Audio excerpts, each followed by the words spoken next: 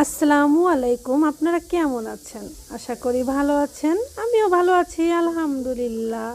এই যে দেখতে পাচ্ছেন আপনারা ফুলকো ফুলকো লুচি, খেতে কিন্তু অনেক মজা, তাই না? লুচি মানেই মুখরোচক একটি খাবার। আমার কিন্তু খেতে অনেকটা ভালো লাগে। আপনাদের কাছে কেমন লাগে খেতে? কমেন্ট করে অবশ্যই জানাবেন। আর যদি আপনাদের আমার ভিডিও ভালো লেগে থাকে তাহলে অবশ্যই লাইক, কমেন্ট, শেয়ার দিয়ে পাশে থাকবেন। ধন্যবাদ।